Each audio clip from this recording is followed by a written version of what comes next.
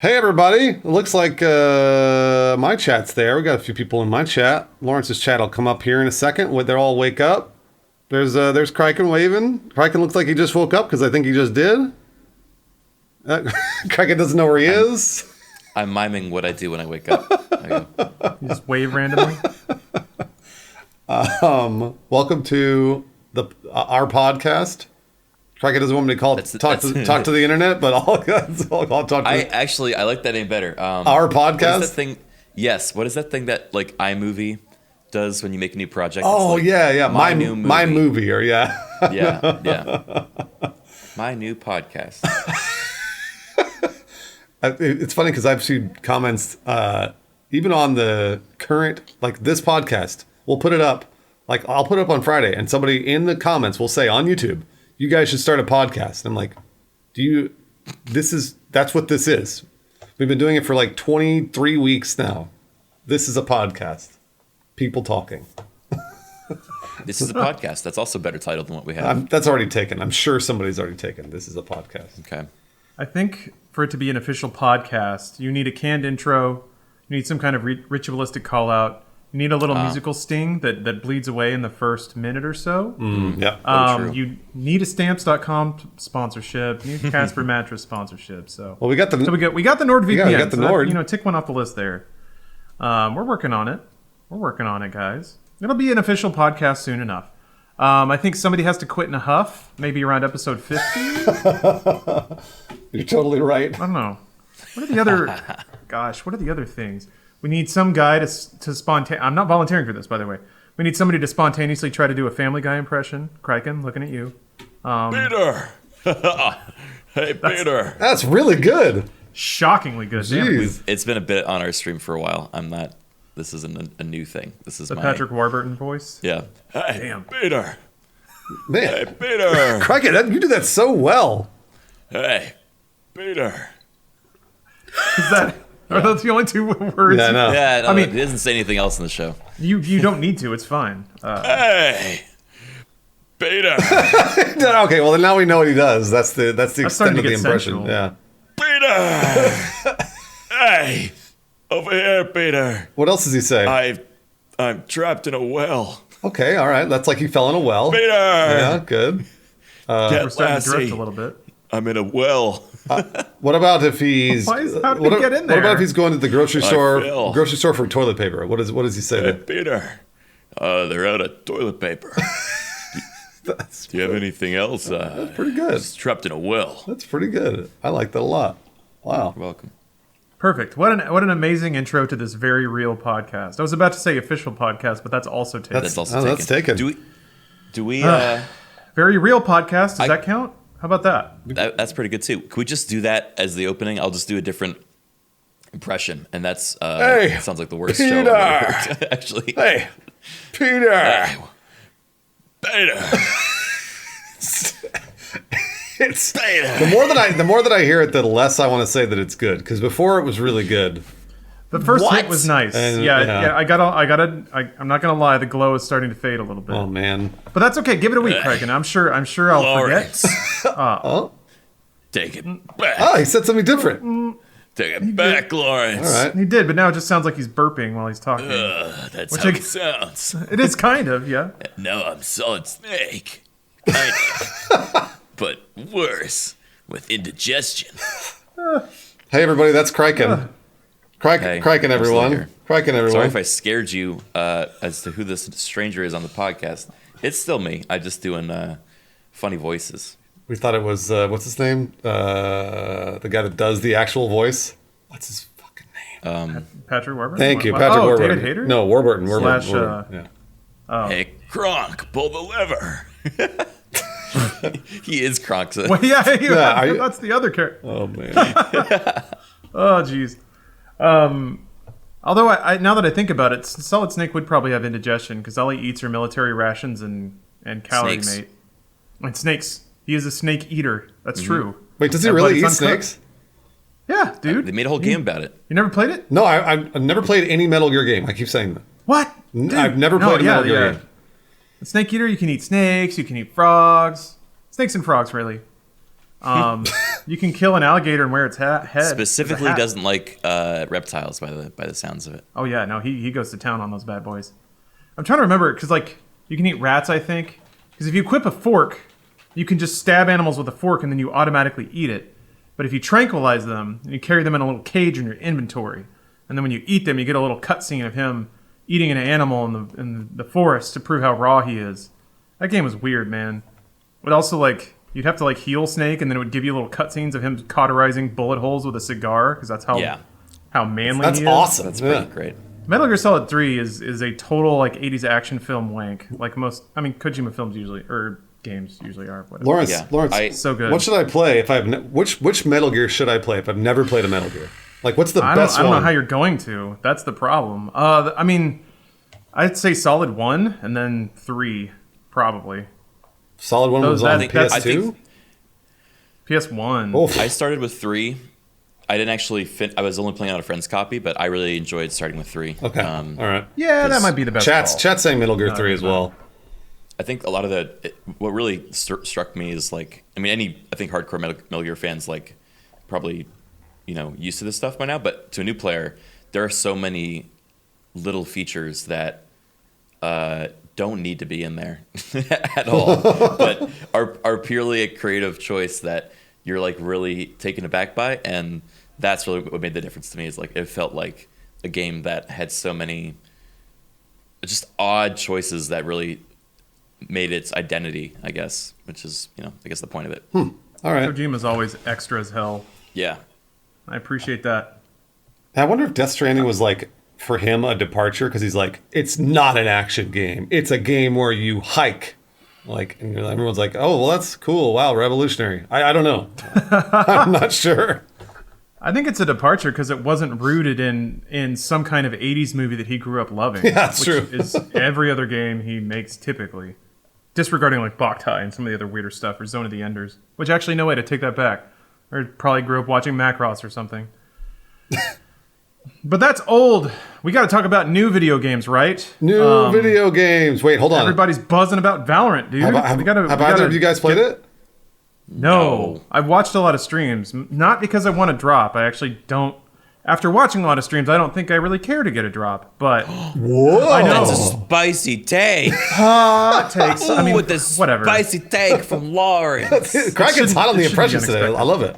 I know. That's I love how I it. wake myself up. Oh, gotcha. Doing impressions. Yeah, that makes sense. It's working, dude. Whatever you're drinking. Oh, it's Look in coffee. the mirror. Yeah. All right, well, hold on. Oh. I played like 10 hours, 10, 12 hours of it. So I want to hear your impressions first. I'm curious to see what you think just watching the video game. Oh, of me? And Criken. I don't know if he's Okay, watched it at yeah. all, but I've only watched clips. I really haven't watched any streams. oh, gotcha. Okay. All right. It didn't seem like my kind of game, but It's not. more so that it's just sweaty, and Yeah, it's I don't really Wait, neither one of sweaty us. sweaty game. Yeah, Valorant is a sweaty game? Yes. 100%. And that it Yeah. does it make you sweat? No, sweating means just like try hard. It's just full of people try hard. Gotcha. I was not familiar with that verbiage. Oh, Thank you. really? Oh, wow. Yeah. I love that word. I guess I just don't play those games in general, so I'm not used to the verbiage within them. Yeah, it is a sweaty game. Not a big CS meets Brink. I guess that. It's It's Disco Joe. That's a hell of a reference. Dropping the Brink verbiage. But no, it's Counter Strike Overwatch. Brink. I keep. Yeah. I've not thought about that game in so long. It's Counter Strike Overwatch, or if you want Counter Strike Apex, because it's people. It's basically like a shooter with abilities. Whereas Overwatch is not really a shooter with abilities. You could get by without actually being good at shooting if you wanted to in Overwatch. You cannot in Valorant. gotcha. But go for it. Sorry, Lawrence. Oh no, it's okay. I mean, to me, it looks the flow of the game, the vibe of the game, the pace of the game, the action of the game. It all looks like it hits Counter Strike beats, and I never really liked playing Counter Strike. I would do it just because it was the game to play. Like no one was playing Quake 2 or Quake 3 once Counter Strike came out, so that's just where the flavor was. I would go into servers just to hang out and chat with people, but playing was kind of incidental to that because most of the time I was playing Counter-Strike, I wasn't actually playing Counter-Strike. I was just waiting. Yeah. I was covering my hallway. I was covering my door. I was listening intently for a footstep or something. I get the tension of the match, and I get why people might like that, but boy, is that not for me. I like I play video games to hit buttons and do things. Sounds and like maybe you're that's, also not a sweaty gamer, Lawrence. Come over I here on don't- my side of the debate. I guess I'm not. I don't mind. I don't mind try hard games, but yeah, often I play games to challenge myself, to improve myself, and to experience like the artistic expression of the people making them. And I don't see any of those aspects that I enjoy in games in Valorant. To me, Valorant seems like, I mean, it seems super CS:GO. It is. Which is It is. The mind game is pretty cool if you're into that, which I'm not really. And then what's confusing to me is all the flavor that Valorant's supposed to throw and carving out its own identity still just seem like reskins of CS:GO mechanics. So to be fair, I only watched, I want to say, about an hour of it total, but it seems like they've got the flashbang, they've got the smoke grenade, they've got everything from CS:GO. It just looks different. I don't know. So the way that my understanding of Valorant as a game was that it was crafted to sort of try to appeal to all esports markets. Because there's not really a game that spans like North America and Asia and South Korea and China. It seemed like Valorant was the game trying to do that by like cherry picking little bits of games that work in every territory. And it doesn't seem like the combination of all those disparate bits have formed into something new and exciting. And Bruce, I know that you had some insight on that too. But yeah, for me, it just seems like it's a very business-driven game created to satisfy a specific business interest. But in that, a new competitive experience doesn't seem to be emerging. But that's me speaking. That's me thoroughly non-sweaty. Despite, I think I've got a little bit going on down here. Thoroughly non-sweaty gamer who just wants to play hard games and enjoy myself. And also just fundamentally too, like competitive team games have never really been my thing. I like 1v1 games because I like the purity of it. I like knowing when I fucked up and what I can improve on. But boy, is that whole process muddied when you can either blame it on a team or have a team blame things on you. It just makes it really fuzzy to figure out how to improve or where the action of the game should be or what I should mentally focus on as I'm trying to improve. So yeah, that's kind of my big long take. I hope the people that are playing are having fun. And certainly like for me, the thing that I respect the most is the way they're rolling it out on Twitch. They beat Fortnite's viewer record because of their brilliant strategy of like gifting the game to select really good streamers. So to watch them, you're seeing the game played at a high level. That's your first introduction to the game. And then you have to sit in that chat with your account linked to maybe get access to the game. So they did such a good job of like driving up viewership and going #1 on Twitch right away. The rollout strategy was brilliant. Absolutely brilliant. So I like that a lot. That was cool to watch. The game itself, I'm hoping there's more to it than I can appreciate because I haven't played it. Bruce, you have played it. I would love to hear your perspective. Yeah, no, I'm honestly just curious to hear your guys' perspective first, because then I'll kind of go into mine, because I have years of CS, and I'm not good at it, by the way. Whenever I say I have years of CS, I played it, but please don't ever make the mistake that I'm good at it. Like, it's like I'm fine or okay at best, but nowhere near the high level stuff that you're seeing on Twitch. Criken, what do you have an impression of Valorant? I mean, I think I agree with most of what Lawrence said. I'm also not really generally into team games, or if I am, then it's like a very specific kind of team game where it doesn't put as much of the onus on pull your weight or you're the fuck up. Yeah. You know, the far side example of that is like a Dota where you're stuck in like an hour-long game, and if one of your guys is like feeding, then you're just the subject of hate and pity and like, it's true. Just everything for an hour, and that's just not worth anything. That's true. I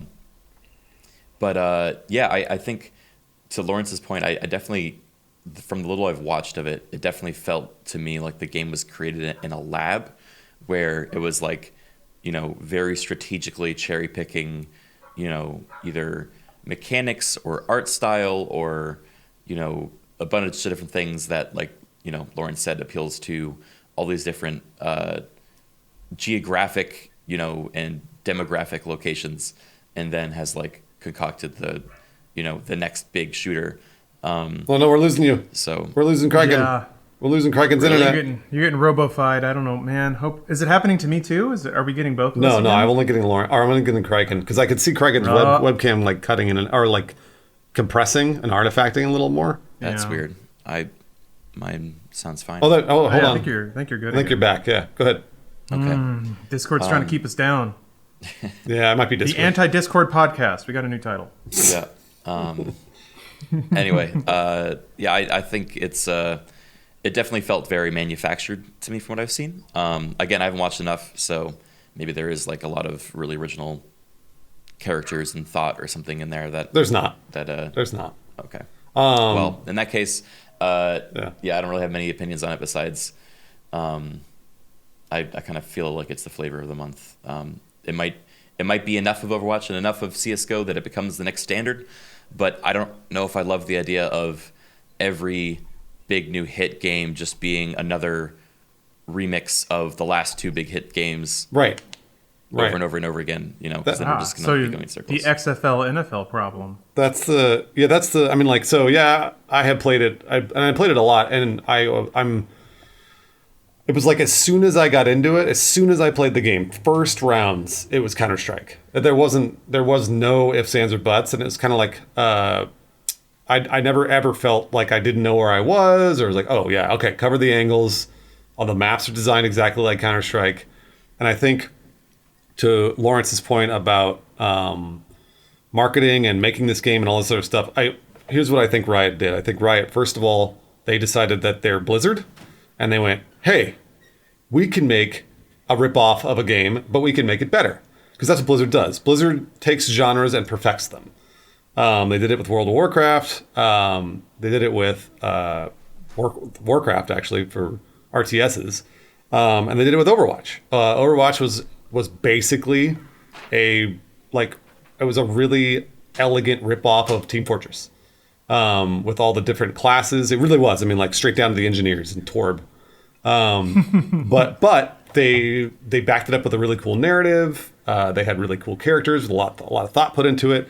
And again, Overwatch is just a more polished game than Team Fortress, barely, because Valve's an amazing developer as well. So they did that, and that's what this is. Riot thought they were Blizzard, and they're like, we can rip off Counter-Strike Go, but we can make it better, and we can make it free to play. We make it accessible to the masses with Fortnite-style cartoony graphics and abilities. By the way, the abilities are really cool. I like the abilities a lot. I really do think it adds a nice little different dimension to a CS:GO game because you don't only have to be good at shooting, but you still do. If you're not good at shooting, you're gonna get shit on like Criken talked about, where everyone's gonna be like, "Oh man, you're terrible every round. You're terrible. Locked in for 25 rounds. You're gonna Wait, sit there. that's how long it is? It's the first to 13 rounds. The first to 13. What? Yeah. So you can play up to 25 rounds. It's like 24 rounds. Something like and it's like one life each.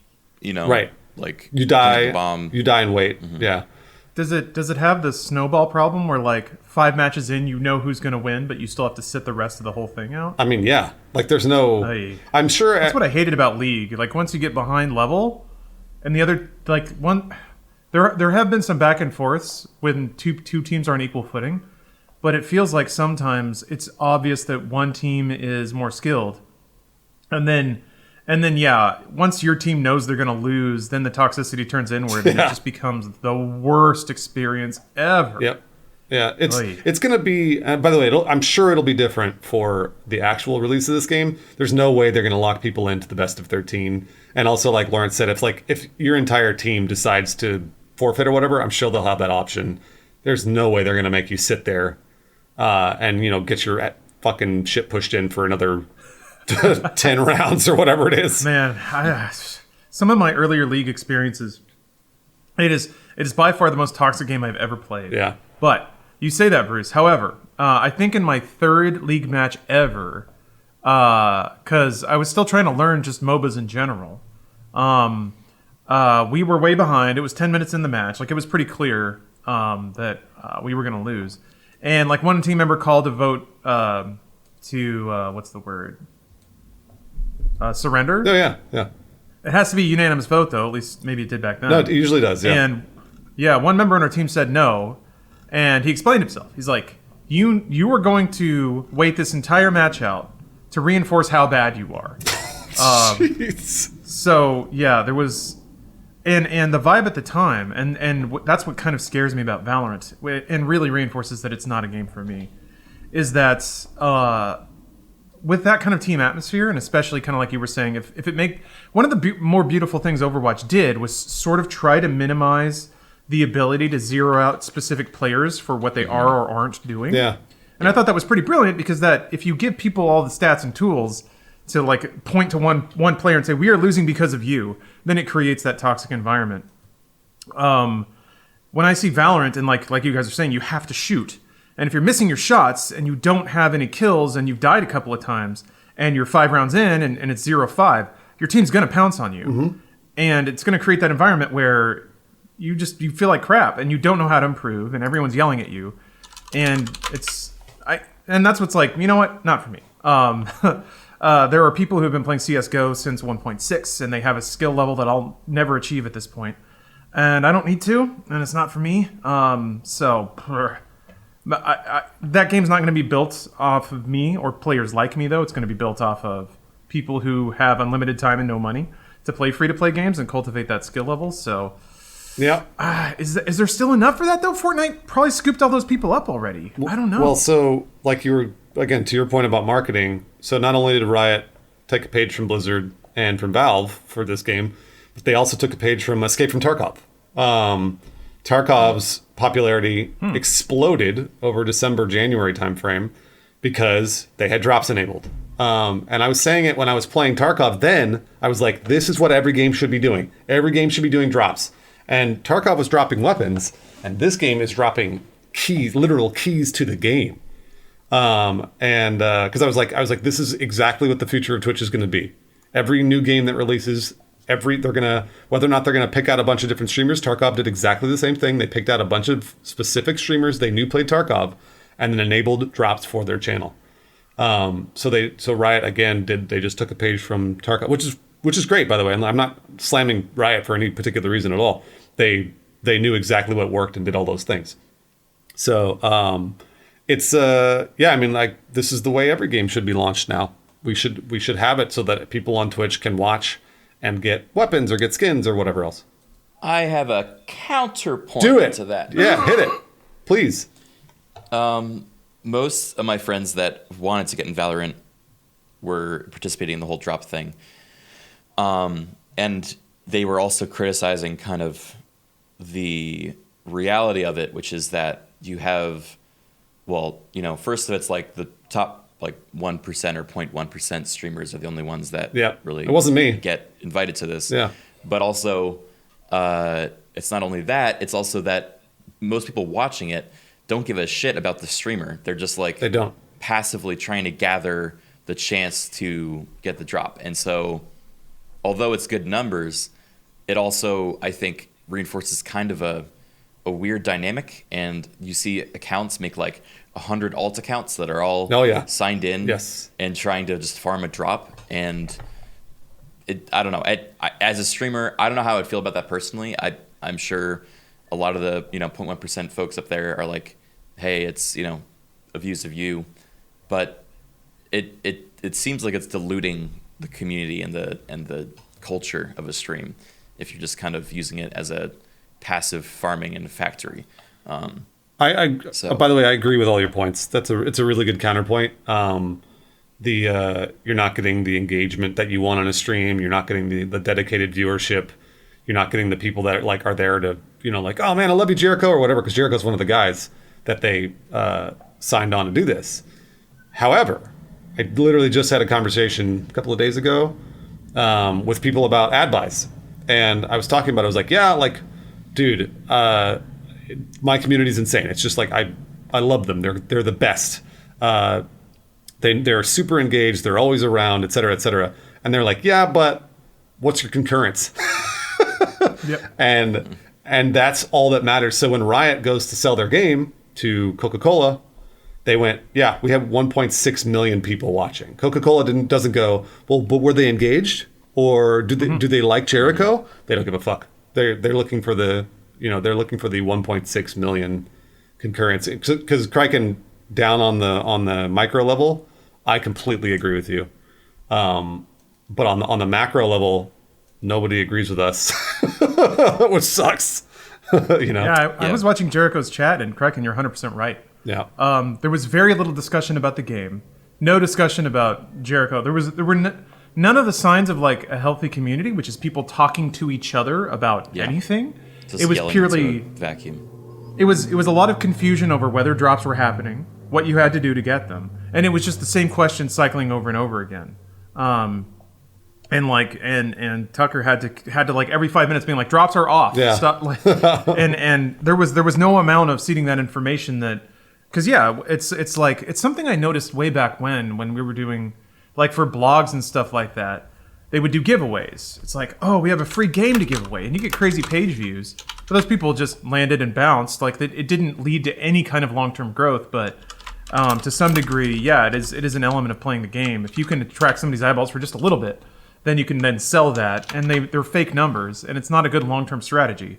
But because what happens later is, like, you sell against those numbers that you had that one time when you were doing a giveaway or you had drops enabled, and then later your actual sell-through or your performance doesn't match up to those numbers you got because they were hyperinflated. It becomes a whole thing, and then the advertisers don't trust the numbers, and it's all a game, really, pushing back and forth. And it's interesting because I feel like, and Criken, actually, I'd love to get your perspective on this. I feel like for a long time, to some degree, Twitch streaming and being a Twitch streamer has been somewhat innocent, maybe the wrong word, but it is at least a very clean relationship. You're producing content, you're fostering a community.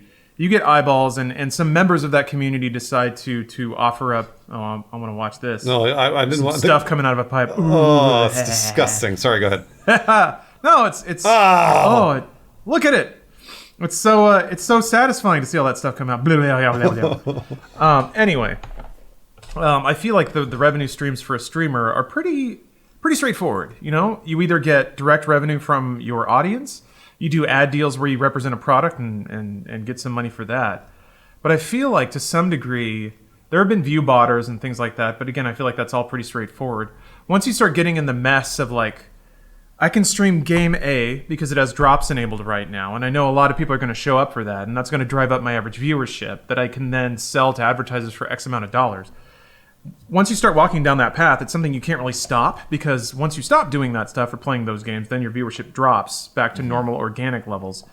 And then, you know, your other revenue drops off too. So I feel like this is the beginning of a weird whirlpool, or I guess maybe Escape from Tarkov, or even CSGO when they had drops enabled. It was the beginning of a weird whirlpool of like activation events and marketing stunts on Twitch that have started to introduce a different flavor to the streamer-viewer relationship. I don't know, Criken. What is your take on that, being around as long as you have? Yeah, I think that's a good take. I think it's definitely like the whole concept of people watching a streamer because it's early access or a, you know, some way of benefiting themselves to watch this particular gameplay is not really new. But I think the idea of them actually getting something at a random interval, regardless of the content that's happening, is new. And that's, I think, what worries me, is that it's got no grounding in the streamer's content or the streamer itself. They're purely a means to an end or a tool.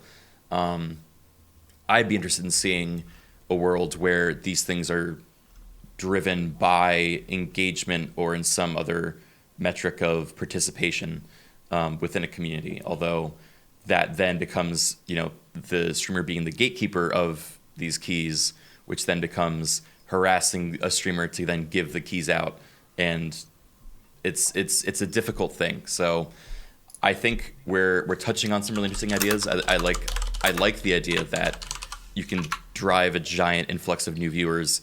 It's just how to get them to be more interested in staying beyond getting their key and getting out. That I want to see some more experiments of, rather than, hey, look at all the numbers we got. This works. Let's not change the system, because I think the system needs to be changed. I don't think it's perfect the way it is. It's I mean, it's what Lawrence and I heard, and then actually, Criken, you probably heard this 100 times too. Top of funnel. Top of funnel is like a marketing term that we heard all the time at Funhouse and Rooster Teeth, and I'd probably Machinima too, which was basically like you're trying to get the most eyes on something, and it doesn't matter how you get them. You just want to get the most eyes, because then eventually, since it's at the very top of the funnel, you're going to they'll come down into the spots that they want to be in. So whether or not let's say they're at the very top of the funnel and they really like Rooster Teeth stuff. So they go down, they're like, I like Funhouse stuff. Well, I like Achievement Hunter stuff. And I like, Rooster Teeth proper stuff. Who knows? It's the same thing here. So like Jericho or any other streamer that has drops enabled is getting a shitload of followers on Twitch. But those followers, eventually, maybe they'll turn into somebody who was a paying subscriber for Jericho, or maybe they'll turn into, a mod for Jericho, or, who knows? That's what, I think that's what people are all banking on, is those viewership numbers, and then they come down into the funnel. So I get that. I think. Yeah, no, I know you do. For that, it makes sense. I'd be interested to see if this is the top of funnel model, like, develop it further so there's like a mid funnel, like what if I start by this activation, how do I give like maybe it's like you get a key from watching, but then if you're followed or subscribed, then like you potentially could get right bonus experience for the first week or something like that. That's a great idea. And like I know. Whatever. I know you and Lawrence are almost always on the same page when it comes to these sorts of things, like thinking about ways to engage audience. And we've all thought about those exact ways to do it. And usually people are like, it's too complicated or whatever. But that's the kind of shit that it should be. That's the way the future should be. So. And it's not too complicated. I mean, I think if you look at like good. I'm glad to hear that, because I agree. Yeah, it's. I mean, if you look at each streamer, how they run their community, how they encourage the kind of dynamics, each of those are the complicated iterations, and they know it best, obviously, because it's their community. So all you have to do is kind of give them the tools to message things and to tell things the way it is, and the rest will come out. You don't have to make one solution that fits everyone. You basically just make a format and then let them run it their way. The weird thing about this is that it's very top down, in that watch this stream, you get these drops, and then that's the beginning and end of it. Yep. Sorry everybody for Criken's audio. I know it's cutting in and out. I actually got to be right back anyway, so I'll give you guys a break from how awful I am. It might be downloading. It'll be fixed in the end version at least, because oh, that's true. Clean audio. Yeah, we have clean audio. Or something. It might be Criken might be downloading a lot of porn, so I understand. Yeah, it's got to. That's normal. Cut off all those torrents. That's normal. Yeah, I don't know. So Valorant is a CS:GO ripoff, but that doesn't mean it's not a good game. It is still that. I felt the same way about Overwatch when it came out. I was like, this is a Team Fortress 2 ripoff, but it was a really good game. So I'm really curious to see how much gas Riot can dump on it, because to me it's like, I don't know. It is unfair at this point to say like the only heat that Valorant's going to get is whatever Riot can just push. It's unfair to imply that the game by itself won't have any momentum or uptake, despite in the early stages it does kind of seem like it's not really filling a market need that anyone was experiencing. Yeah, because we have CS:GO. So yeah. Yep. So I am kind of curious with Riot's backing and with clever marketing, what kind of momentum it can get just on that alone. Because I mean, they got the headline, they got like the Twitch viewership all-time record, beating Fortnite already. Yep. And I think that is owing to the drops and things like that. So that's Riot's marketing spinning its magic. I'm curious. I'm curious how long that'll last, or to what degree they can, like, what beats come next after the rollout of the beta, which is pretty cool. Well, you and I were talking. We were talking about it before the podcast, because we were like, what? How is this gonna? Because League of Legends followed a really interesting trajectory, which was Lawrence, you and I, sounds like we both played it in like 2010, 2011 timeframe, probably when it first came out, and both of us hated it. And I was like, well, that's it. No one's going to play this game. And then how big, when do you think League became League? When was that? Like 2013? Yeah, 2013, 2014, when like Worlds. I remember when they had Worlds at the LA Convention Center to like a packed house and were setting online viewership records. To me, that kind of signified that the game it's sort of broken a critical mass in terms of growth and player base. Yep. Yeah. It's Damn, it's really impressive that game has had the lifespan that it's had, and it's still as popular as it is. I honestly don't know how they've done it, and I do think that Riot is banking on their machine knowing how to do that for Valorant.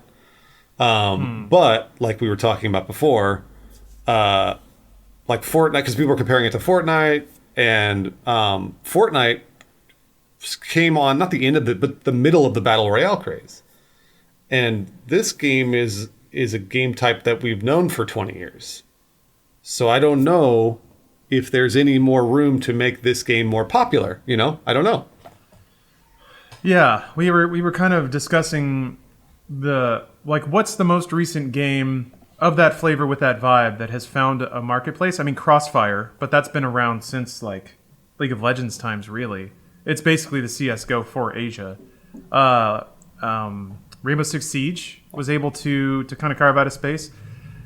Call of Duty almost, except they keep releasing new versions of it every year, which kind of hits the reset button on their growth. Yeah, Vicious Circle, that was it. I forgot about that one.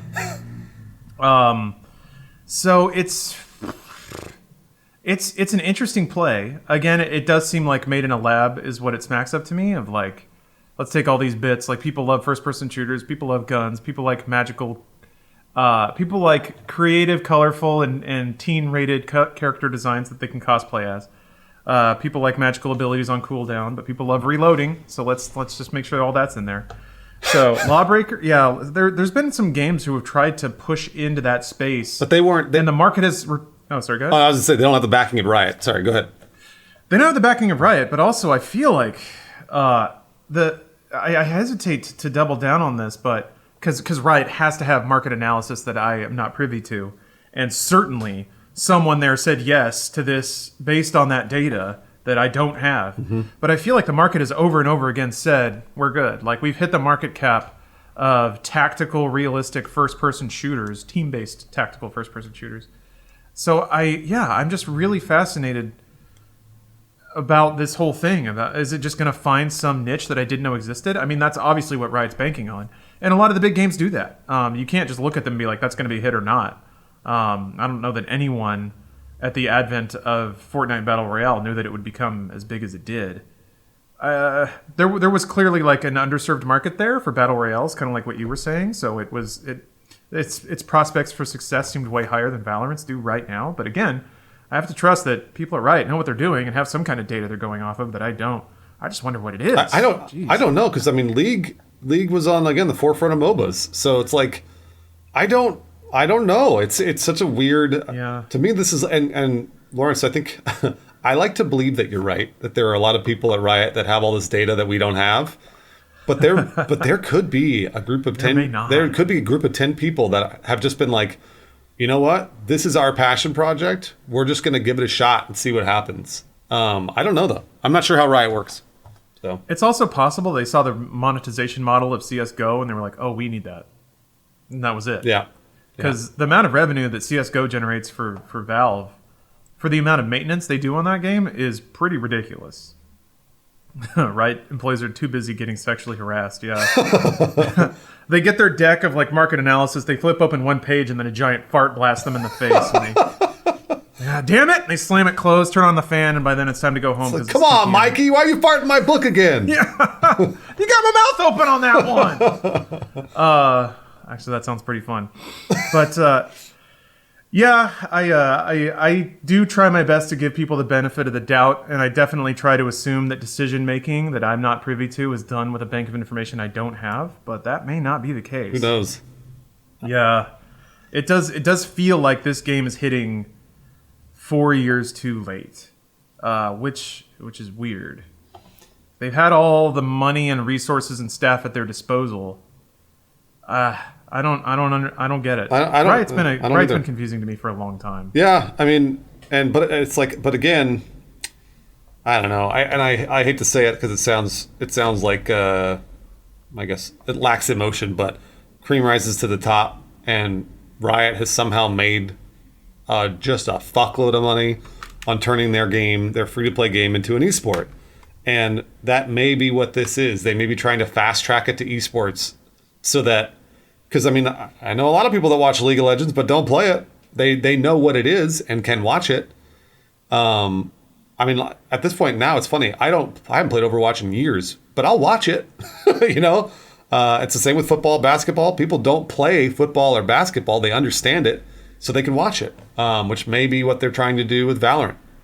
So Maybe I didn't have a ton of fun watching Valorant though, and I've never specifically had lots of fun watching CS:GO either. yeah, But I have that kind of, to me at least, parallels some spectator concerns that I have with other games. Like, I'm not a huge fan of American football because it's so start and stop. I like hockey because it's always moving and it's fast and it's violent. yeah. But and to a lesser degree, like soccer / actual football. But yeah, or basketball. Like, at least there's motion happening. There's people moving and trying to do something. Where football is like, it's 5 seconds of activity and then a commercial break for light beer and trucks. Maybe that's just Texas, but yeah, for me, even from a spectator perspective, watching Valorant was a lot of downtime, tons and tons of downtime, and then the actual engagements, the actual action was over so fast because I guess I was watching good people play, and they were always hitting their shots. But you have to, I feel like with Valorant, you'd have to watch for 30 minutes so you can see from the perspective you're watching somebody go on a really good 2 to 3 kill streak.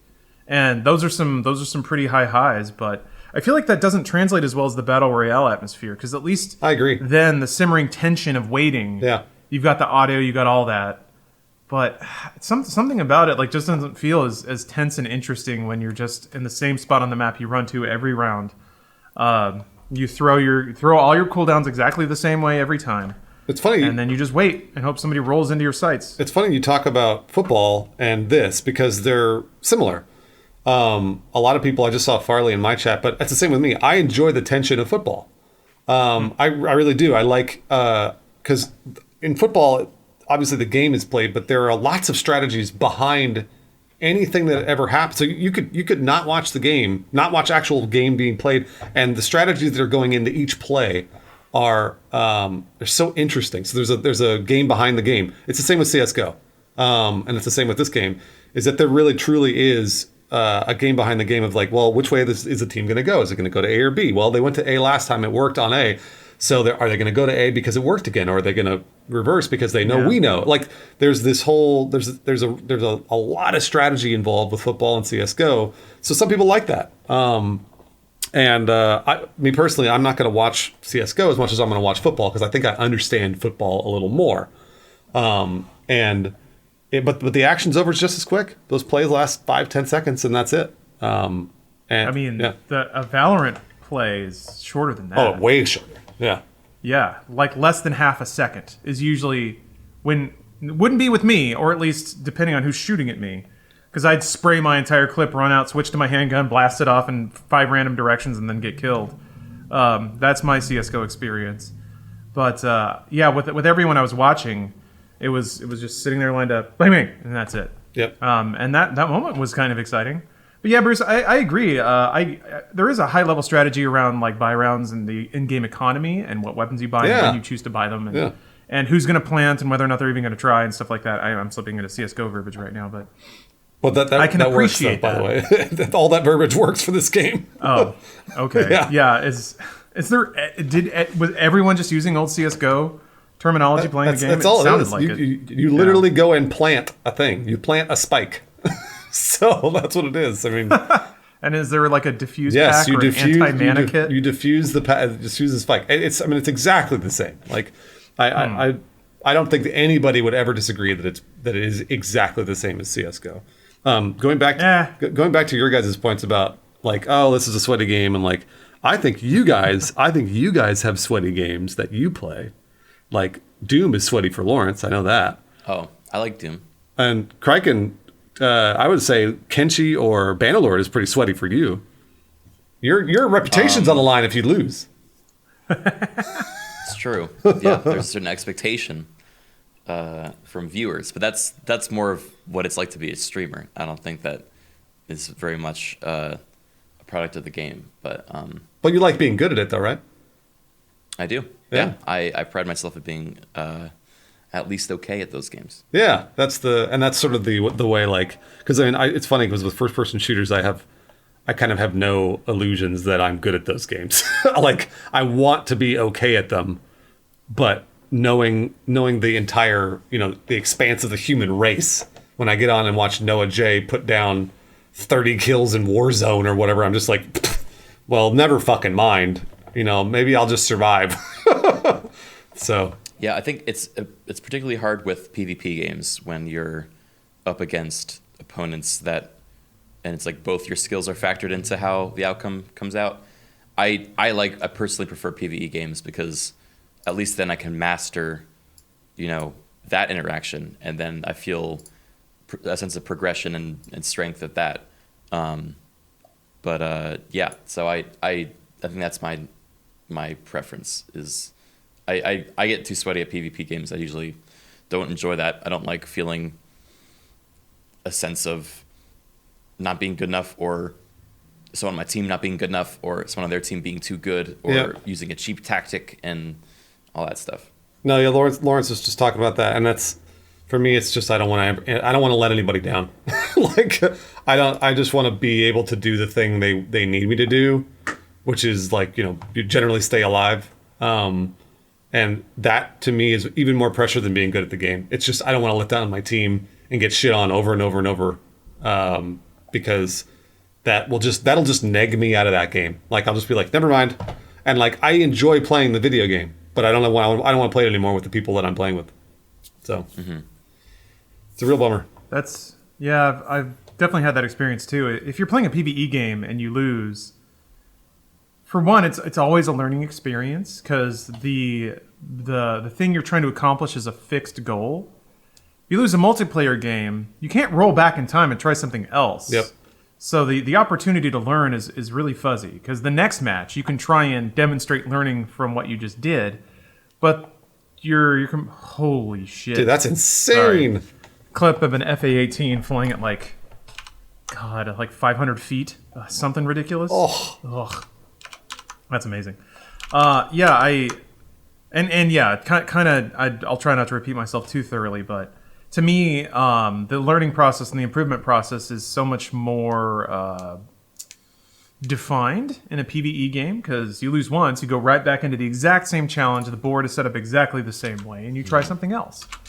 And you can do a lot of that with PvP games, but the bank of time required to just throw yourself to the wind and let yourself get thrashed around until you learn how the game works and how, more importantly, the other players work is just that amount of investment to start demonstrating skill is so much higher.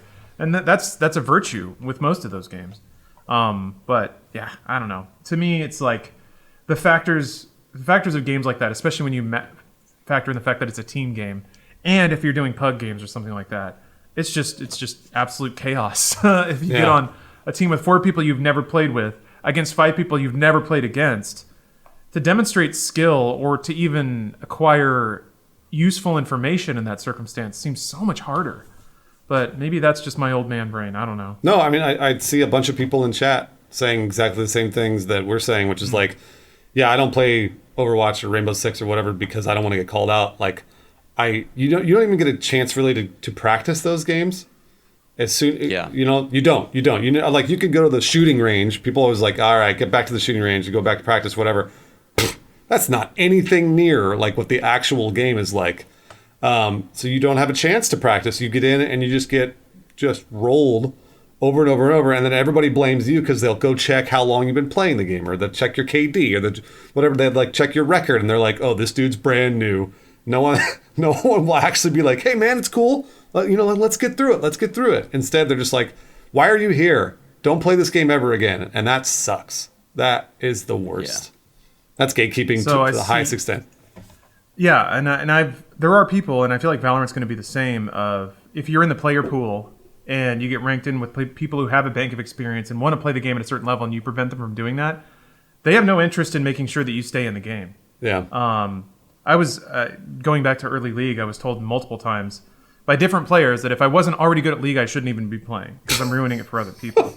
And yeah, that made me just quit. I was like, I don't need this. I did see a good point, Bruce, in your chat. Somebody was saying this does, like, my point is moot because nobody would play chess if that were the case. So in terms of game design, like, chess is interesting. First of all, it's 1v1, which I always appreciate much more in multiplayer games. That's why I gravitate towards, like, fighting games, and I used to play a lot of StarCraft. But chess is interesting because, like a fighting game, it is a perfect information game.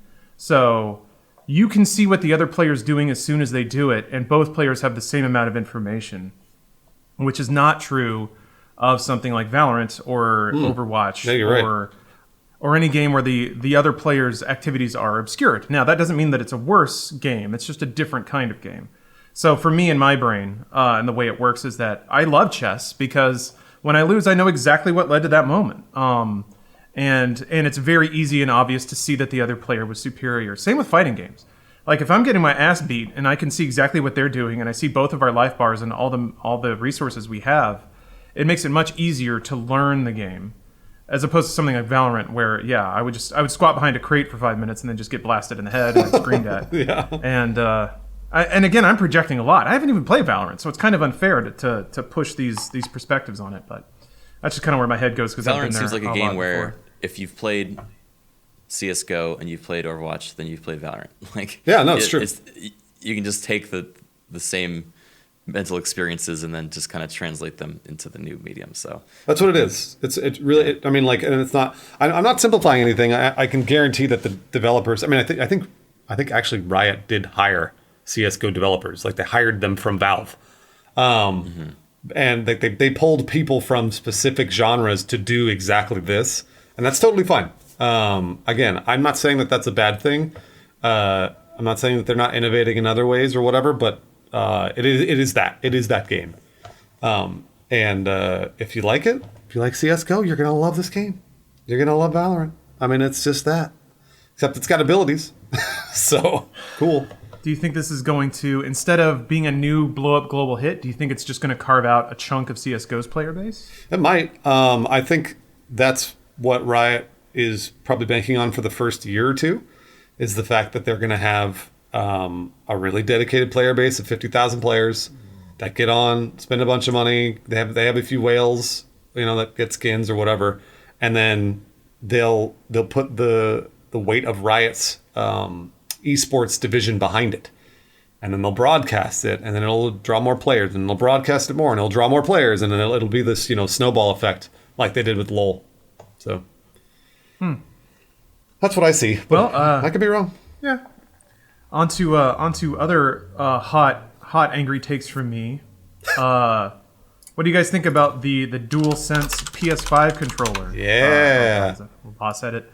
I'm gonna give the farm away again. I am super not a fan. Both of the look and then also the design. I don't understand why in 2020 they still have the controller resting on the triggers when you put it on a table or the ground. Why? Wait. The triggers, you mean? Is that what you said? Yeah. The controller rests on R2 and L2 when you put it down. Which means that if you put it down on a table too forcefully, it's going to start fast forwarding or rewinding whatever you're watching. That was like, every time I tried to watch a Blu-ray with my damn PS3, I had to very gingerly put the 6-axis back down on a table, lest that I bonk it too hard and then it starts fast forwarding. But it reminds me a lot of the original PS3, the boomerang design, of how they really love this batarang shape that they keep trying to push into their controllers. To me, it looks like a superhero movie that would have come out in 2003, because it's got the white rounded aspect. It's like iPod. It looks like iPod aesthetics that I thought we'd left behind, and I don't know that it's been long enough for it to wrap around and be cool. AirPods are in, that's true. Yeah, it's returned to form in that way. For me, the frustrating thing is the two analogs so close to each other, because whenever I play that. Criken, I hate on that. a PlayStation controller, I hit my own fingers Yep. every single time. I don't know if that's just because I have big fingers or what, but I have a Switch Pro controller right here, and these are in a direction where I cannot hit my own, like even if I'm in this rare perspective hitting here, they won't hit each other. Well, no, But it's the every Xbox time I controller. play on a PlayStation controller. I hit my fingers and then I mess up and then I get mad at the controller. And I've never felt that for a GameCube controller, for a Switch controller, for an Xbox controller. It's only PlayStation. Yep. So let me see here.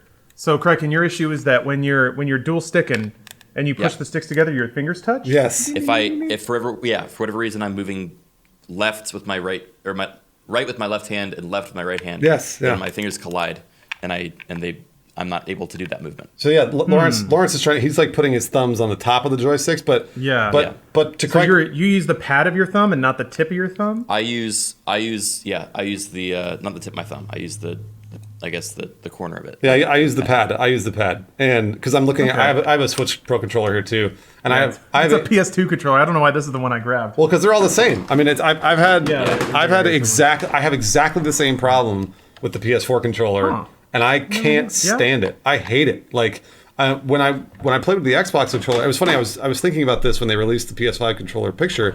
Do you guys remember way back to the original Xbox? Oh, I hate that controller. When they the Duke? Yeah, remember way back the original Xbox controller, how big it was, and everybody like talked about how big it was and they hated it. I loved that. I loved it because my thumbs and fingers never hit each other. I do think they have a better design now. Obviously, the Xbox controller, in my opinion, is practically perfect. But that really large controller made it so that I never ever hit my thumbs. And then when I played the PS2 controller or 3 or 4, I was constantly banging my thumbs together, and I was like, "What? Who's? Am I stupid?" I used to think it was my fault. Like I couldn't figure out why I couldn't comprehend this. Hold on, I think I have a controller here. I'm gonna check it real quick. Lawrence, it sounds like you don't have that problem, right? No, I guess I rest my thumbs more angled down on top of the stick than resting the pads on the top. I've never really had the issue of rubbing my fingers together. The thing that bugs me is mostly in ergonomics and usability. It does depend on what kind of game you're playing. I know that shooters are often thumbs are on both sticks, but for a lot of games, it's like for what I'm using the most. For my left hand, it's thumb on the analog. For right hand, it's thumb on the buttons. So it's weird to me the symmetric stick placement means that my left thumb is lower and my right thumb is higher when I'm playing most of the time, and that just kind of feels I see. to me. Yeah. So the Xbox layout, and it may just be familiarity at this point, but the Xbox layout to me makes the most sense because my left thumb is on the stick, my right thumb is on the buttons naturally, and those are the placements I use the most. So yeah, that's so that layout's kind of interesting. Criken, which controller did you learn on first? Which controller did you use for the Xbox or the PS4 or the PS2? I guess. I would say the N64. Oh yeah, me too. Me too. Yeah, N64, then GameCube, then PS2, then Xbox 360, and then PS4 down the line. I have the PS4 controller here, and I still have the same problem. It's not as bad, but there's like just that middle thing. Yeah. I don't know if the new one is like the same amount of distance between these two analog sticks or not, but I remember hitting myself with this a couple times. Oh, definitely. Because the reason I asked that question, Criken, is because for me, I learned N64, GameCube, but I went straight to Xbox and never had a PS2 or one. So then when I picked up the PS3 or PS4 controller to play a game, I'd be like, "What the fuck is this? Why would they do this?" So I'm more biased toward what Lawrence said. That's actually really interesting. Maybe it's based on which controller you start with is how you move the analog sticks. Because I've always used I didn't realize it. I always use the pad of my thumb as opposed to it looks like Lawrence uses the tips. Like he has this arched kind of look. And I think with the N64 controller, it was like ridged in a way that if you had used the tips, it wouldn't work. It wouldn't work. Yeah. You had to kind of it wouldn't work. Like, use the pad of your thumb and kind of roll it around the sides in order to get grip. Yeah, you're right, because the PS3 are convex analogs. They're domed, So it doesn't really make sense for you to drop the tips of your thumbs on them. It's meant for you to roll the thumbs around, which means that the tips of your thumbs are going to smush together over the middle. Yeah. Huh. But I mean, Lawrence being the gamer that he is, I'm sure he played a ton of games on the N64 controller. So what made you make the switch from N64 using your thumb pad to the tip of your thumb? Like, do you remember why you did that, or if you did it? That's a good question. I don't remember when or how that migration occurred. I do remember that with the DS and the DS Lite, I did have a problem where if I wrapped my hands around the sides, that my thumbs would not naturally hit any of the buttons. I would have to use like my knuckles. Yeah. So I remember with that, I would get used to like I would use my pinkies to like cradle it, and then I had to basically like angle my fingers down on top and let the like console float in my hands as opposed to just master gorilla gripping it. So that may have had an effect. What I find fascinating is like DualShock 1 to DualShock 2. First-person shooters were there, but around like PS2 era, they were starting to take off as a mainline genre. But I think the DualShock design was for games that were either D-pad heavy or didn't really lean on analog sticks, and now they're kind of like standard in most games. So it's still weird to me that that they make the D-pad the like default control thing on the left side of the controller.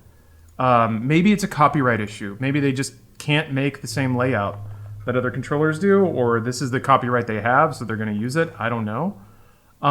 It's just strange to me that like as first-person shooters have grown in importance, I think that's kind of changed the layout of controllers too, which leads to the dual stick control, which makes the PS4 controller make a little more sense. But yeah, I don't know.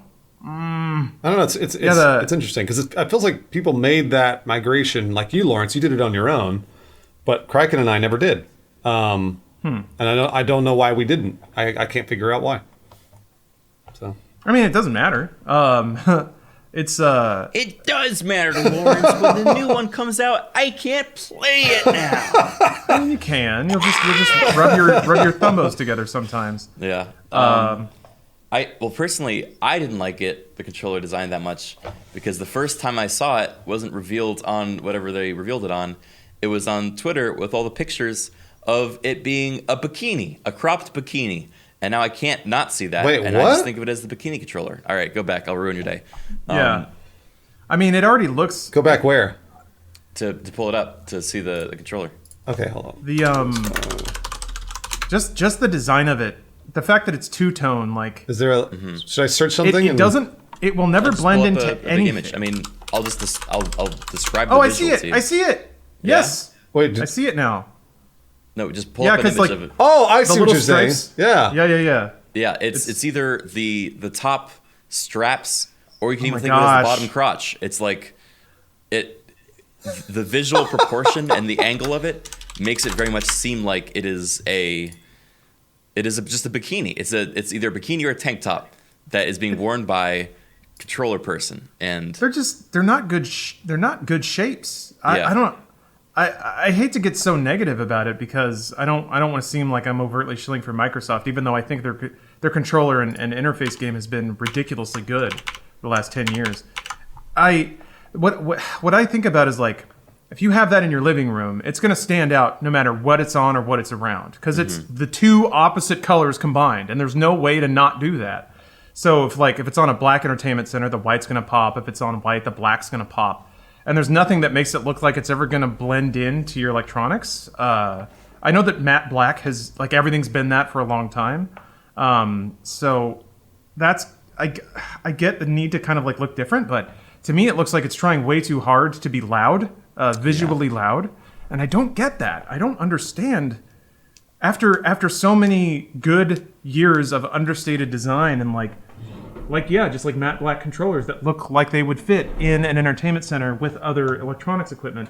Then there's this thing that looks like a weird PC case from 2008 with LED lights and everything. Do you think they're gonna? I mean, it might be going for the whole oh, you have a PS5 because you got this, fucking glowy controller in the corner of your TV system. Also, is the PS5 gonna be white? There's no way, right? I mean, that's what people are wondering. No way. God, I hope not. There's no way if they're going to do the two-tone with the console too and accent lights, like the current PS4 has accent lights and LED stripes and stuff. They're pretty subtle though, and they at least convey information. But man, if they do this like two-tone console thing, is that what the aesthetic of 2020 is going to look like? Is it actually going to look like millennial era sci-fi, like iRobot shit? Is that what we're moving into? I think we forgoed aesthetics when we all locked ourselves in. I don't think there's going to be any. It doesn't matter. Aesthetic. Yeah, it doesn't matter anymore. The aesthetic is sweatpants. By the way, I for the record, shorts, Criken. I see people in my chat being like, "You don't like it?" And I'm like, "No, I actually really like it a lot. I think it's cool." So, the controller design. Bruce is famous for having bad opinions. That's right. That's all I do. About? All I have is bad. Game of Thrones. That's right. No, Bruce is the most right out of all of us. I'm sorry. Bruce is the only one in touch with the common man. Here. I'm sorry. I'm sorry. I love things too much. Apparently, I'm not allowed to like things, but you know. The proletariat opinion.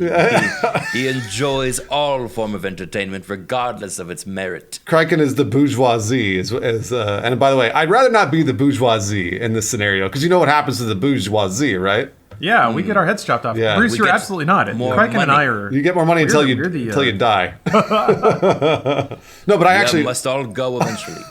I really like it. Because to me it was different. So like that's immediately what because I was like, oh, that's neat because it's different. But now I'm worried that the entire thing's going to be white, and that might be a little weird. That's a good point. It is unique. Yeah, I love unique. Maybe I love it too.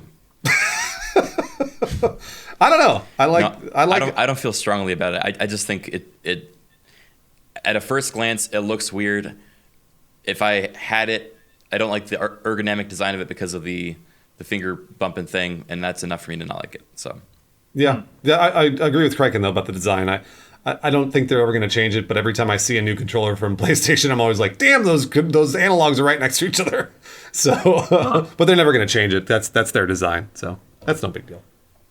Yeah, in terms of design, it doesn't seem like, or in terms of like engineering, because I scoured through the PlayStation blog post, hoping to find some reason that the controller was laid out that way, and didn't really see anything. The nearest thing I could find was the haptic feedback stuff they're putting in. So it sounds like they're putting in little rumble motors all along the handles of the controller. That's cool. that's cool. So that might be what's leading to that giant plastic shell along the sides, so that it makes it a little bit easier to assemble if you're packing in a bunch of rumble motors around the sides. But and that sounds cool, I guess. I mean, Xbox One controllers at the launch of the One had the haptic triggers, which was neat for the 3 games that use them. So it's cool that they're moving down that path, but that's kind of it. Yeah. In terms of new tech goodies, the Series X has that negative or reduced lag interface that sounds kind of neat. I'm kind of into that. What's that? They basically are reworking the way that the controller not necessarily sends inputs, but the way that the console receives controller interrupt is that I would have to read it again to really remember the nuts and bolts of the tech, but essentially they're trying to make it so that games can process inputs a couple of frames earlier than they do right now. Really? Which is kind of neat. It's possible the PS5 is doing that as well. Yeah. It's something like the game states are ready for the buttons to be hit, so when they are hit, it can make that change instead of waiting to process the input after it lands. Oh, that's cool. Something along that line. I can't quite remember, but some of the and hey, praise God, the DualSense has a USB-C port. It does? Jesus Christ, yeah. Oh, that's great.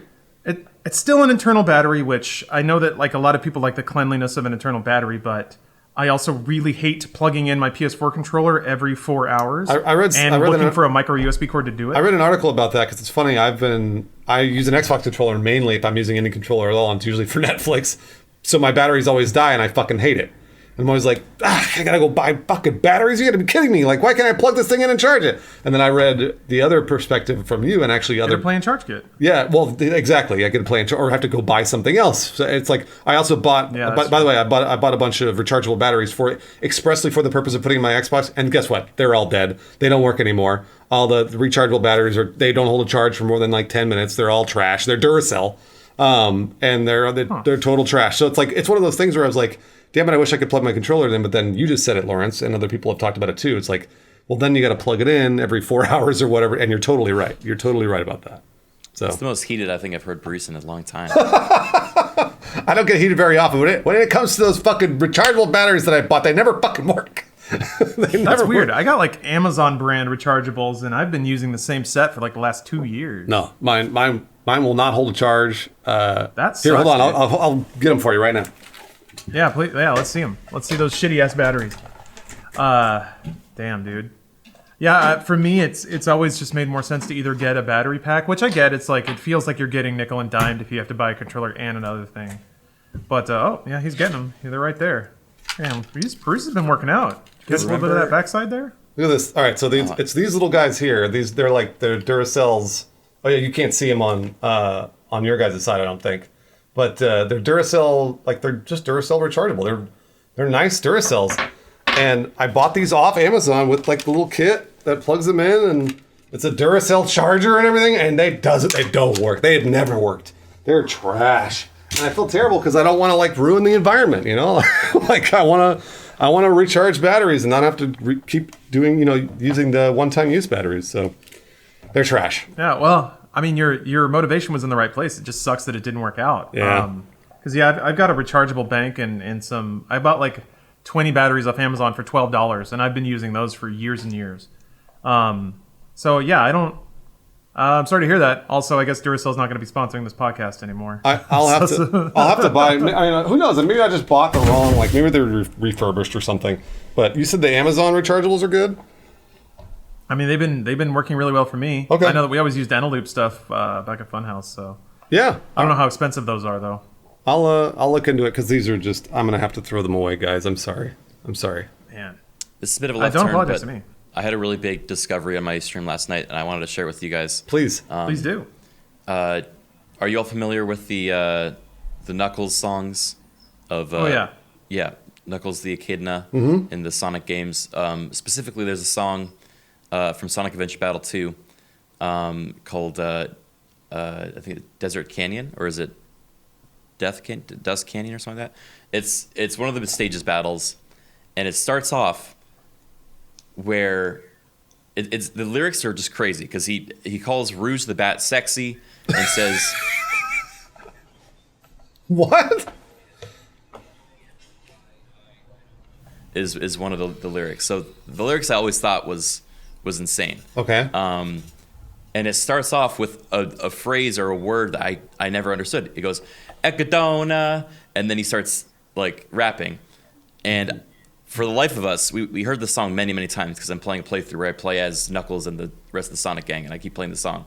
And we could never figure out what he's saying until eventually someone said he's trying to pronounce Echidna. Yep. He says And we Echidna? were like, yeah, and I'm like, that is as far from how you pronounce Echidna as possible. And then 5 hours later in the stream, when hearing it again, someone else said, that's actually the Japanese pronunciation of Echidna. Oh. It's Echidna.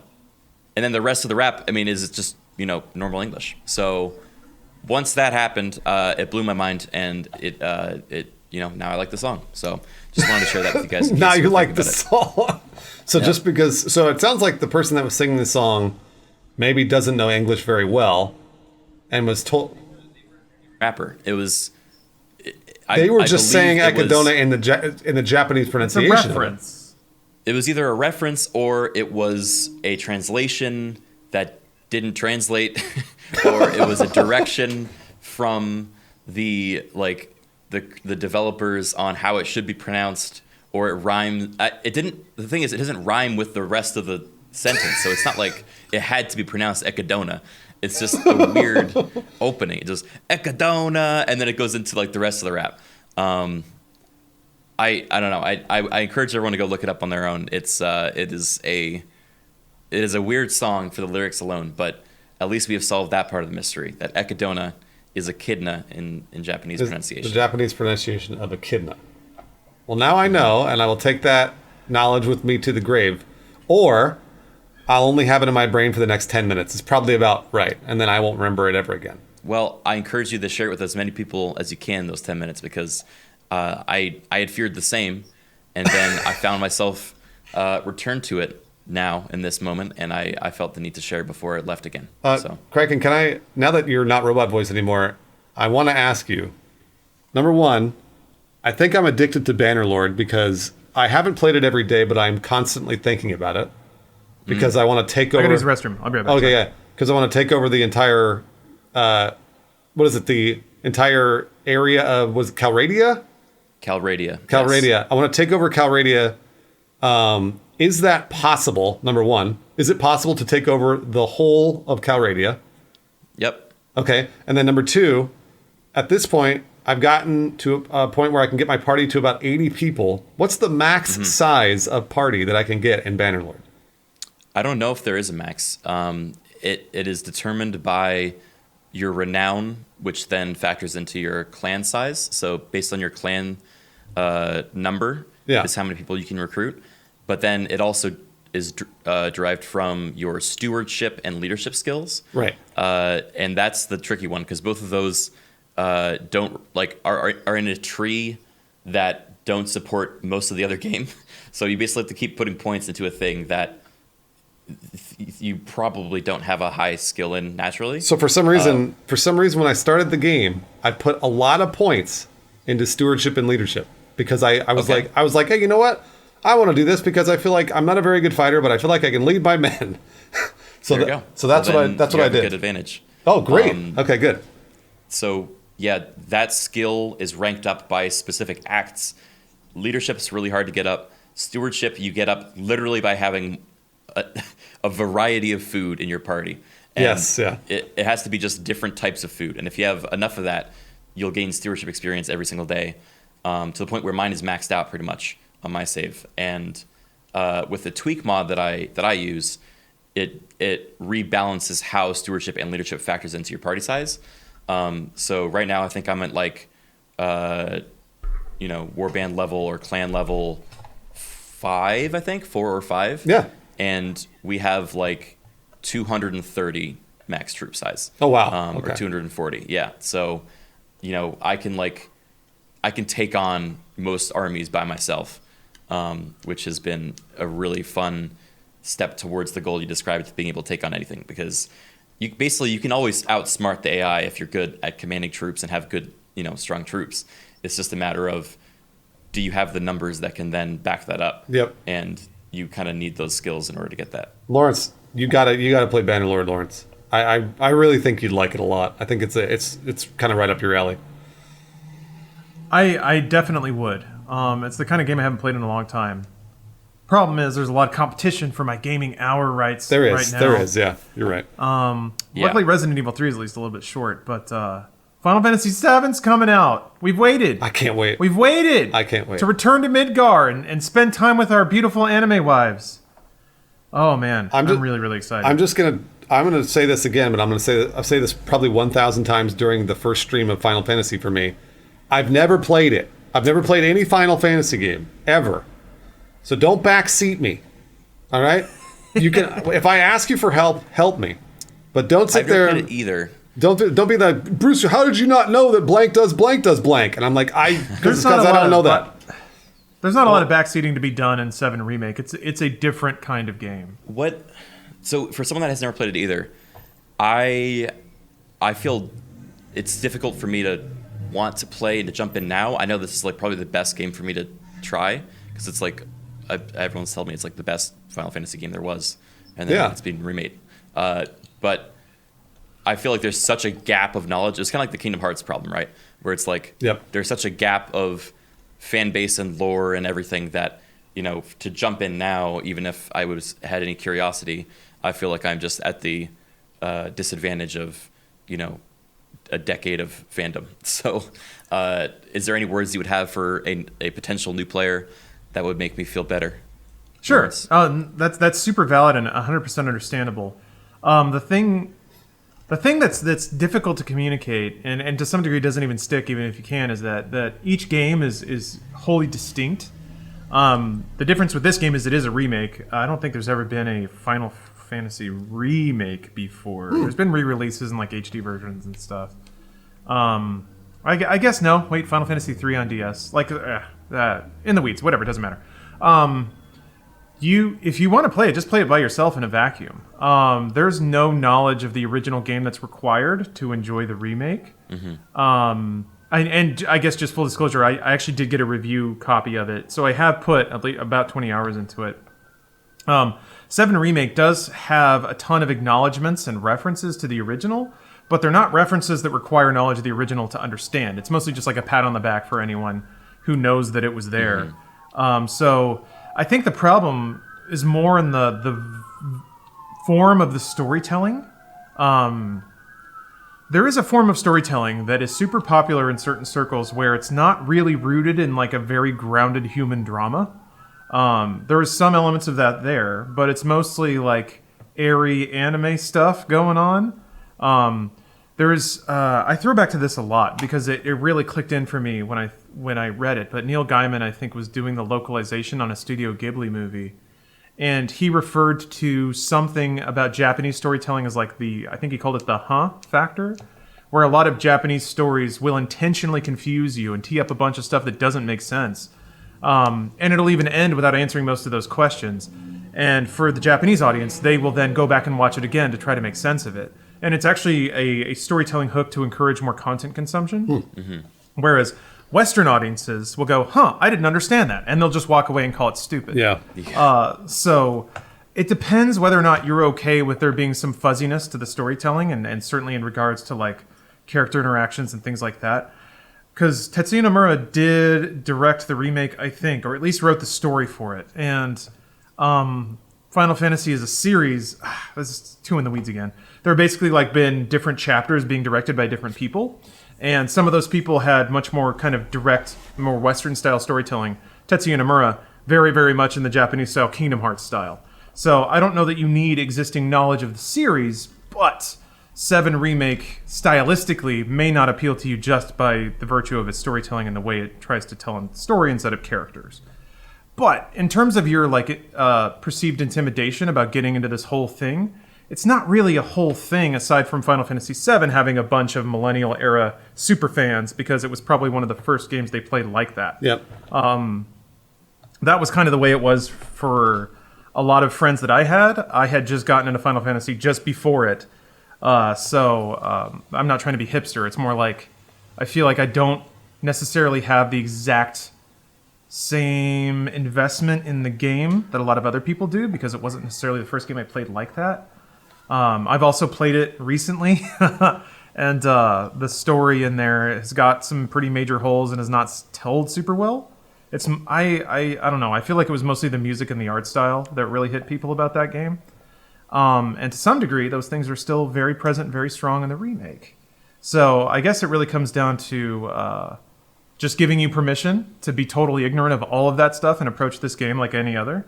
You don't need any kind of bank of knowledge about Final Fantasy VII in particular or Final Fantasy as a series to appreciate it. And that's true of any Final Fantasy.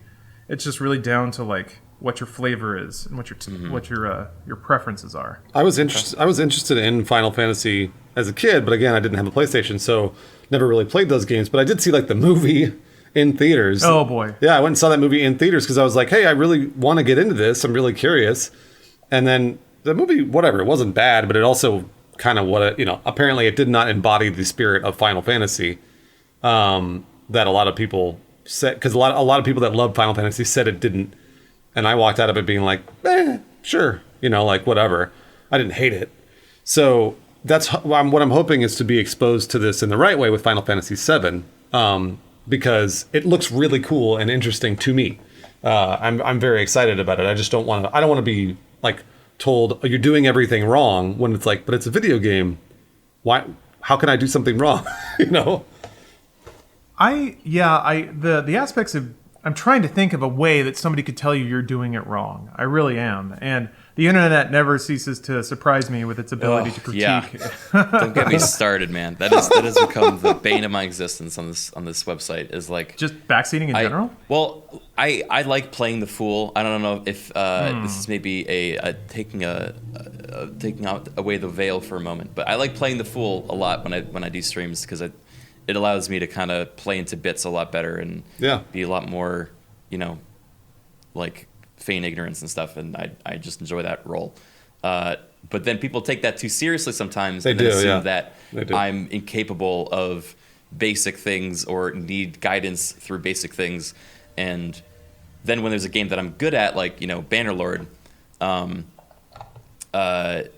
I find myself making decisions without, like, verbalizing what I'm doing all the time, because I just know how to play the game, and if I were to stop for every micro decision I'm making, then it would be a very boring and long stream. And then there was a point a couple nights ago where it was super late. Everyone else had stopped streaming Bannerlord, so I was, like, you know, one of the only ones in the directory, or one of the top ones in the directory at least. And we got a lot of new viewers that started advising me on little things that I knew were wrong, and I didn't know. I was getting really flustered because they were like, hey, you can actually couch with a lance if you press X. Oh, yeah. Well, yes, I know that, but I'm also using a spear, so I can't do that. And also, it doesn't fit the build that I'm doing right now, so thank you very much. And there's just, like, so many different little things, and it was starting to get to me. So I fear playing games that have established audiences that I'm new at, because then it becomes like the Yep. Okay. You know, Then yes, you have something to fear. Yeah. So let me. I have a lot of thoughts on this, because I think currently, right now, our climate in the entire world is more negative than it normally is, because of what's going on. I have noticed more negativity on the internet, and I'm not saying, like, this is just in general. I'm not talking about just Twitch or whatever.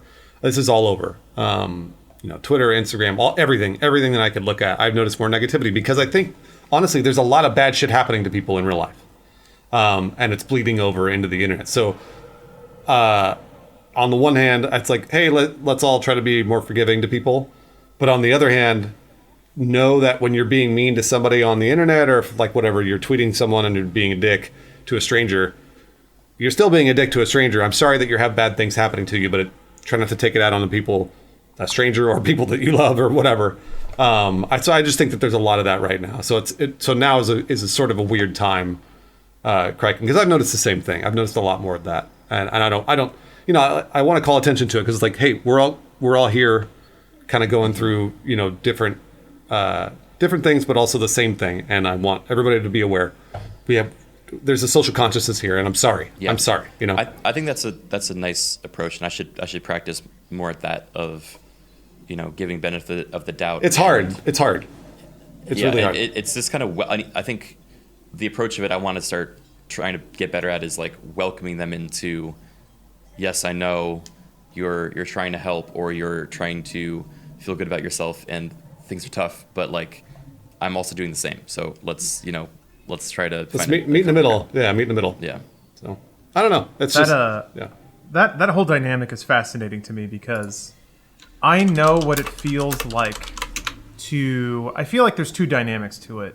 One is, and this is the thing I think is going to happen a lot with 7 and jumping into people streaming 7 Remake, is that you'll want to share your passion about Final Fantasy 7, or probably at this point your deep nostalgia about it, and in a way that almost becomes a weird vetting process test, and can almost border on backseating, where, like, you're gonna hammer the streamer with questions about the characters and how much they know, and whether or not you feel like they're one of you, as somebody who, you know, grew up playing Final Fantasy 7 or something like that. And I feel like that can turn weird, where you go out there trying to identify with like-minded people that are super into the game. Yep. And that turns into a form of backseating. Or, like in the Bannerlord situation, I think it's you just want to be part of the conversation, or you want to contribute something of value, but you don't. That's kind of where the vetting process stops for what comes out of your mouth. And I'm saying you here, I should say me, because I've done this so much. And in retrospect, I learned, I don't know when I learned, that that's not the right way to interact with people, of just shotgunning anything in your brain at them and hoping that something's valuable, because they interpret it differently. Yes, so, yeah, if you go into a Bannerlord stream and you know about spears, and you see somebody using a spear, and you're like, I have identified a manner in which I can be useful right now, and I can engage with this streamer in a way where I can share information that I have that they may not. It doesn't really read like that, especially when I think the critical assumption is that when you do that, you're putting it out there that you assume the other person doesn't have the same level of knowledge you do, when in fact they may have more. Yeah. So that's the dynamic that I try to remember when somebody's doing that I don't want to say to me, but behaving that way in chat. It's like I try to remind myself they're just trying to connect and communicate. And as long as it doesn't get outright to somebody saying you're doing it wrong, do it my way, then it's still, I think, honest if not misguided attempts to share information and I think to also have this bank of information that you feel like is valuable to suddenly have value. That's what it was a lot for me. Is like I would play tons and tons of video games, and I get this useless encyclopedic knowledge about it all. And I would be so excited if I got even a little bit close to a scenario where that information would be useful to somebody, because then I could feel like I didn't waste all those years. But yeah, it doesn't really play that way, and I feel like it's an aspect of being comfortable with yourself and also being comfortable knowing something and maybe not saying it out loud all the time. Yeah. Or phrasing it in a certain way. Yeah, I saw somebody in your chat, Lawrence, be like, "Hey, negativity on the internet's nothing new," and they're totally right. I've just noticed more of it, and it's just, and I'm like, it was very clear to me right away why, because we're all going through a global pandemic right now. Like we're all doing our best to sort of live our lives relatively normally, but the shit's impeding on every single thing we do, and it's very, and like, you know, a lot of us are in really, really tough times. And I hope that everybody knows that everybody's going through tough times. Everybody has their families going through tough times. It's just something to be aware of. We're all in this together. I'm not going to sing that stupid song, but really truthfully, we are. So Sing Imagine. That'll make everyone feel better. yeah, yeah, right, exactly. No, I'm not saying to do that. Like donate to charities and stuff like that. That will help. But anyways, that's Criken, that whole like you can press X to do this. The thing that I like to think I'm pretty impervious to trolling, and I'm going to put it out there right now though. The one way you can get under my skin is to, if I'm playing a game like at the highest difficulty, to just chip in a little tip about basic game mechanics. Those are my favorite. Of like, I played this game for 60 hours, and then somebody's like, "Oh, you didn't pick up that health pack." I'm like, yeah. yeah, I know. You're right. I forgot that health packs give me health, which prevent me from dying. Yeah, like when really I didn't pick it up so that I could double back in the level in case I, faced the worst enemy higher, like further along. Yeah. Like you had this whole thing planned out, and they're just like as simple as like, you missed that, streamer, go back, you missed it. I've really tried to reinforce in my own brain that like, and this is actually an interesting question, and I know we're at time, so maybe we got to bank this up for next week. But yeah. do you guys think, or where do you guys feel like the reasonable expectation is that if you're streaming, you're putting yourself out there? I feel like implicit in that is the assumption that you are soliciting engagement or interaction of any kind. So I feel like to some degree it's like if somebody's busking or they're like playing a guitar in a street corner, it's kind of some amount of interactivity is acceptable there, but to roll up and be like, "Oh, your guitar's out of tune," or like you really buffed that one chord. Let me show you how to do it. Like that obviously crosses a line, I would think.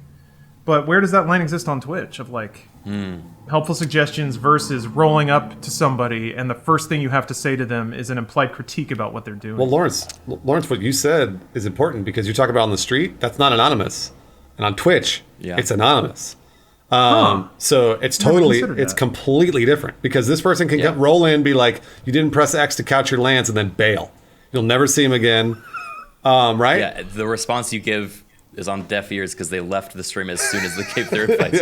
Like very, very possible. Yeah. My take is that it's a different line that is drawn by each individual channel and streamer. So you kind of set your comfort zone, your boundaries, how much you're willing to, accept advice versus I don't want to hear any advice at all.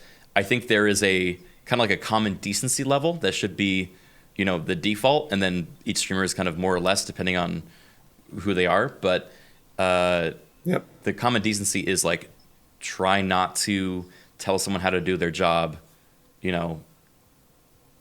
unless they ask for it. No, you're right. I've seen a lot of people in my chat say that. They come in and they go, "Hey, is it cool if I offer suggestions?" And I love that. It's so polite. Yeah. And usually I go, absolutely. If you have any suggestions, like if you're going to be polite like that all the time, go for it. tell me like, hey man, maybe aim for the head. I'm like, yeah, dude, I know, man. I'm really trying to hit their head, but I can't always hit their head. But I do appreciate the polite suggestions versus the press X to couch Lance. I'm really trying to think of what form that's going to take for 7 Remake. I don't know, Because I know that people are probably going to come in like it's going to be. I feel like instead of critiquing your gameplay, which there will be people who do that, and that's going to be kind of insufferable because there's a lot to do in 7 in the battle system. There's a lot to manage mentally and a lot of orders to assign and a lot of shit to do. So people will probably tell you that you're not casting lightning enough or something like that. That might get grating. But what I think Criken, to kind of what you were asking about, I think the more aggravating thing is it's going to be like having 100 friends constantly elbow you in the ribs while you're watching a movie, being like, "Ooh, look at this part. This is the good part." Oh yeah, yeah. Just let me see the anime. I think there's going to be an element of that, of everybody being like, "Oh, they changed this," and then they'll start like throwing out lines from the original, being like, "Oh, but it could mean this and it could mean that," and they're like linking wikis and all this stuff. So there may be a desire to get you as into it as they are, and that will take the form of just getting told that something's really, really awesome all the time. Maybe. I don't know. It'll be fun to see. It'll be fun to see what the vibe is. Lawrence, I was going to say, if you want to watch, tune in on Friday because that'll be me. Excellent. Getting. I'll probably be hitting it too, but getting back. I'm excited. I'm super, super excited to see what you think about it, Bruce, because it's probably pretty far away from games you typically enjoy. I played the demo and really enjoyed the demo, except that I got negged off. I got negged off the internet. So I was like, never mind. Yeah, what? I didn't put the video up on YouTube because I was like, nope, I don't want any comments about how I didn't do blank right or whatever. So so people are actually like critiquing your gameplay? 100%, yeah. Oh boy. Just because I've never played it. So it's like, and so it's going to be the same on Friday. Like if I play it and everybody's cool, and like I have a really good experience, I'll continue playing it. But if I don't, I won't. So okay, that's because the battle system of 7 actually could open itself up to a ton of unsolicited critique. Oh, absolutely. Because the demo is like, you played the demo. It's complicated enough. You're switching between characters and trying to hit a weak point and stagger an enemy and all this stuff. The fights get even more mechanically complicated than that. So yeah, I want to. The thing is I really want to learn it and try it because I really enjoyed it, but getting in just like it's one of those things that I'm not. It's not like I'm threatening Twitch or whatever. Like they don't care if I play it or not. But it's more just like I'm not going to.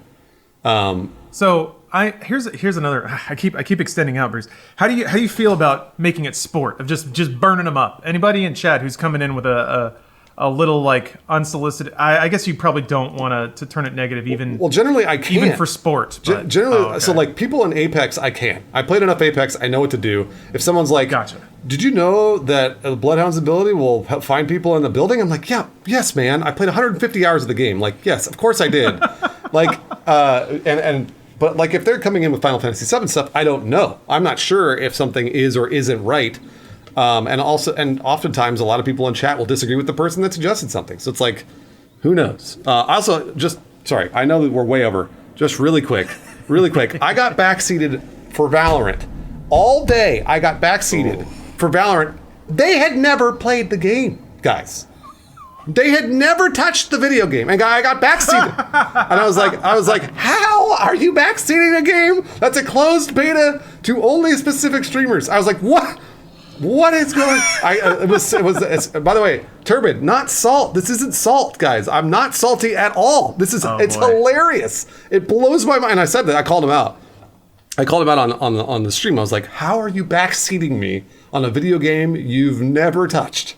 And that shut him up. That was enough to be like, okay, I get it. That actually worked? Oh, geez. Yeah, most people were like, usually when you do that, they bring out their briefcase, pop the latches, and like drop a resume on your desk. Actually, 500 hours in CS:GO, 200 hours in Overwatch.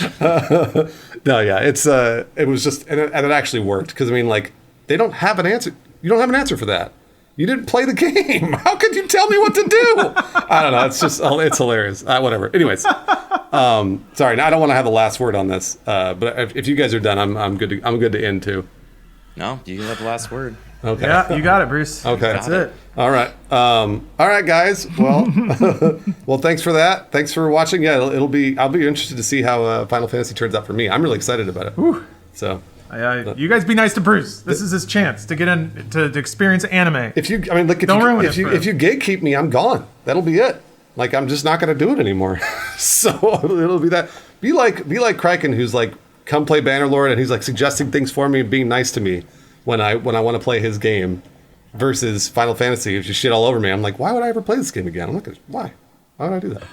Yeah, welcome, if you're a fan of the game, welcome new fans into the game. Yeah. With, like, this is what I loved about it. And, you can share your story without telling them how they should, experience their story. Yeah, exactly. All right. Yeah, thanks for watching. And I'll end the recording right here. Bye, everybody. Same. Bye, everybody.